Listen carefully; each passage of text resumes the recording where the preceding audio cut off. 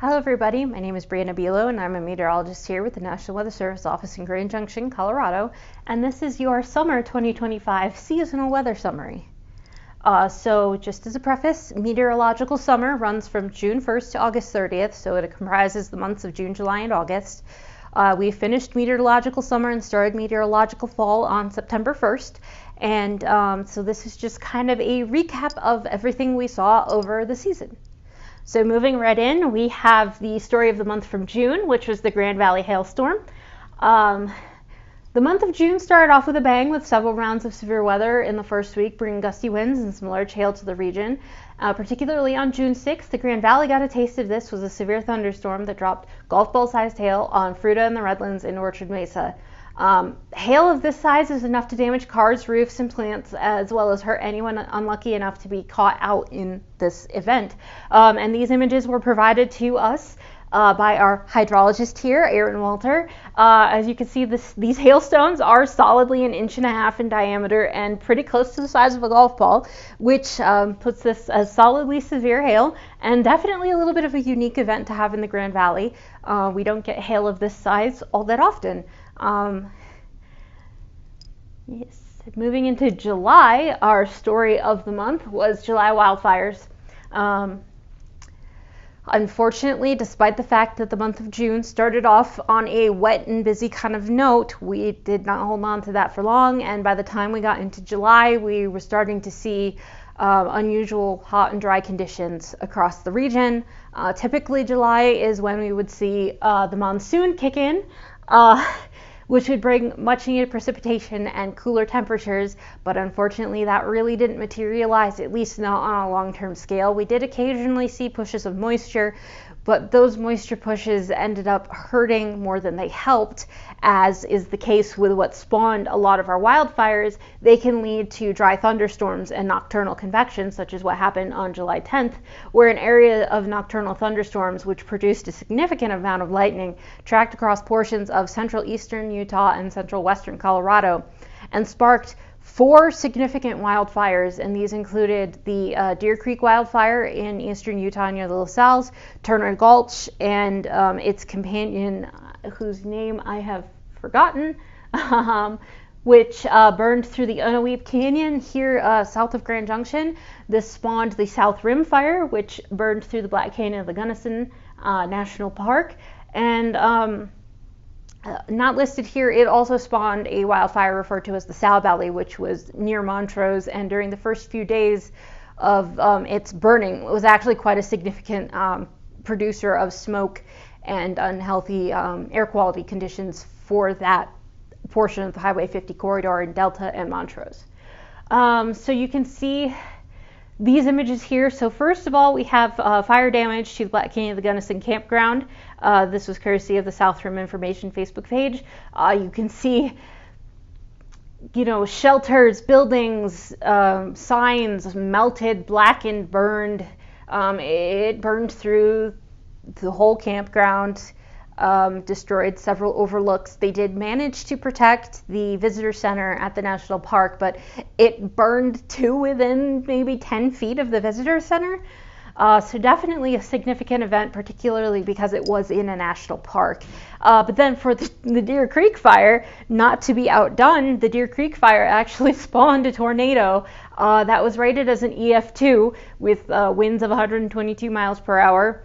It didn't last long. The path was less than 200 yards and it was only 100 yards wide. There were no injuries or deaths, but it did cause significant damage to several buildings and to several outbuildings, and it significantly damaged the roof of one main house. So definitely an interesting event. And then also the Turner Gulch fire particularly was interesting in that it actually died down towards the end of July between an increased moisture push and successful firefighting tactics. But then the month of August came in and was continually hot and dry, and we saw winds pick up with fire weather conditions picking up, and the Turner Gulch actually took back off again a little bit, and it significantly increased in size. But right now, the Deer Creek, the Sow Belly are both fully contained. Turner Gulch is 99% contained, and I'm not sure where South Rim is, but it's close to being fully contained. It's somewhere in the 90%, 90 to 100% range. And part of that has to do, and we'll get to this with the story of the month for August, we did see a significant moisture push the second half of August that allowed a lot of these wildfires, including the newer ones that occurred in August that we'll discuss in a minute, to see significant strides in achieving full containment as the fire activity started to die down, and it became a little bit easier for firefighting measures to be successful, and to not have to worry as much about concerns for firefighter safety in some of the rugged terrain that we have here in western Colorado during critical fire weather conditions, which also made it possible to have these firefighting measures be successful. But moving into August, let's not get ahead of myself. August's story of the month was fire and flood. So as I mentioned previously, the first half of August continued hot and dry. We saw the return of critical fire weather conditions. We saw the return of just enough moisture to spawn dry thunderstorms, and we saw a handful of new wildfires start. Particularly, the standouts for this batch were the Stoner fire, which is down in the San Juans, the Elk RBX fire, which is to the east of Meeker, and the Lee fire, which was to the west of Meeker. And the Lee fire really takes the cake in terms of size. It is one of the largest wildfires we've had on the western slope. It's not the largest. That still stands as the Pine Gulch fire from 2020. But at a little over 137,000 acres, the Lee fire comes pretty close because the Pine Gulch fire was 139,000 and change. So it definitely made a run on that record. And it made a run on the town of Meeker too. Unfortunately, it jumped Highway 13 and it came pretty close, but luckily the firefighting measures were successful, and within a day or two of that, the winds shifted, and so all of the activity shifted to more the southwestern side and the southern side of the fire, which is less populated, although it is significantly more rugged and a bit more difficult to fight. At least it's not a population center the way that the town of Meeker is. And then, of course, as I mentioned, we did see that moisture return at the end of August, including some tropical moisture, which led to several days of increasingly heavy rainfall over these very sensitive areas, including the fires we saw in July, so the Deer Creek burn scar, the Turner Gulch burn scar, the South Rim burn scar, but particularly the Lee burn scar has set itself apart as being a fairly reactive burn scar in comparison to some of these others, and it also has some significant the term that they use occasionally is values, so things like homes, towns, roads, livestock, feeding areas, stuff like that, in harm's way. And we did see several debris flows and flash floods come off of this burn scar with not a lot of precipitation during this moisture push. In this image, which was courtesy of Rio Blanco County, and it was photographed by Regas Jalandras, this is an ATV that is covered by mud in a flooded area near the White River. We also saw a tractor trailer get stuck in some debris that made its way over County Route 5, which is within the burn scar in the Piceance Creek Basin. So we've definitely seen some impacts from the Lee fire alone, but we have also seen some of that beneficial rainfall actually make a little bit of a dent in some of our drought conditions, as you could see if you go watch the August video summary of the August weather, as Meeker and Craig, which are also like ground zero for a lot of these events, also saw some above normal precip in the month of August, which did contribute to debris flows on the burn scars, but it did also alleviate what an area of exceptional D4 drought that had developed. So fire and flood, mixed blessings. Moving into our more hardcore numbers summary, our highest high of the month was 104, which occurred in Canyonlands once each month. It occurred on the 19th of June, the 9th of July, and the 21st of August. And then our coolest, highest high was 91 in Aspen on the 21st. And looking at these numbers, you can see that they all cluster around at least one of those dates where Canyonlands hit 104. So we did have some significant heat pushes in each month. Looking at our coolest temperatures, our coolest low was 32, which occurred in Craig on the 4th of June. And our warmest, coolest low was 51, which occurred in Grand Junction on the 5th and 7th of June, and again on the 30th of August, which does kind of go to show you that we did have an uncomfortably warm summer, at least as far as lows went, but we are starting to see those cooler temperatures return now that we're moving towards fall. Precipitation-wise, I'm sure you all expected this based on the summary and the story of the months. Not the best season. Our lowest contender for the seasonal precipitation total is Vernal, where they received just under 1/4 of an inch over this 3-month period, which is over 1.5 inches below normal.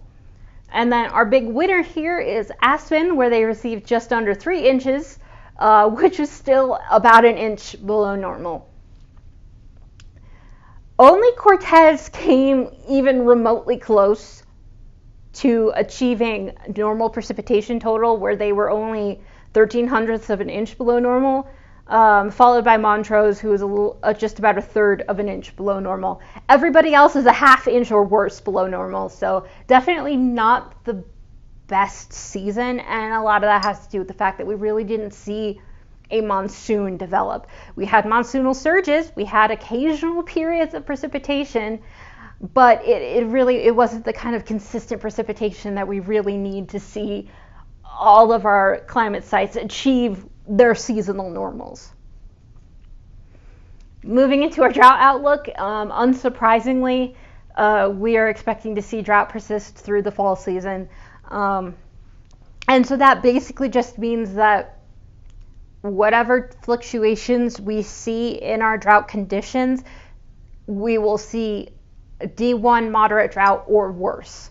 So we could see, with some consistent precipitation over the fall, we could see our areas of extreme and severe drought, so D2 and D3, improve to moderate drought, but the drought tendency is not inclining us to see drought removal. But we'll have to wait and see. The fall may have some interesting things in store for us. But if you believe the Climate Prediction Center, it doesn't. The Climate Prediction Center is very strongly favoring above normal temperatures across all of the western slope. I believe this is 50 to 60 or maybe 60 to 70% tendency towards above normal precipitation. So like a pretty significant leaning towards above normal precipitation for this area, and they are slightly leaning towards below normal precipitation. Have I been saying precipitation? I meant temperatures. Above normal temperatures. My apologies. And precipitation, yeah, they're slightly favoring us for below normal precipitation. This is a 40 to 50% tendency towards below normal precipitation. So not the strongest leaning, but it's definitely a signal. And both of these data points are pretty in line with the fact that we are at least moving towards a weak La Nina, which does somewhat tend to favor below normal precipitation, especially across our southern mountains, and above normal temperatures. That said, we've had La Nina years where we've had the complete opposite. So this is an outlook. It is not the be-all, end-all. There could still be a lot as we move through the season that can change. But as far as what we're considering right now, it's looking like we're going to continue to see hot and dry, punctuated occasionally with periods of cooler and wetter conditions, just like we saw throughout the summer. And that's that for that. I hope you enjoyed. If you want to see the specific monthly summaries, you can go check those out on our channel. If you want to recap June, July, and August that way. If you want a written summary, there's a link in the description to take you there. There's some slightly different information in there, and it's presented slightly differently. And I will see you all again in a month for the September summary, and in 3 months for the fall seasonal summary. I hope you enjoyed. Thanks.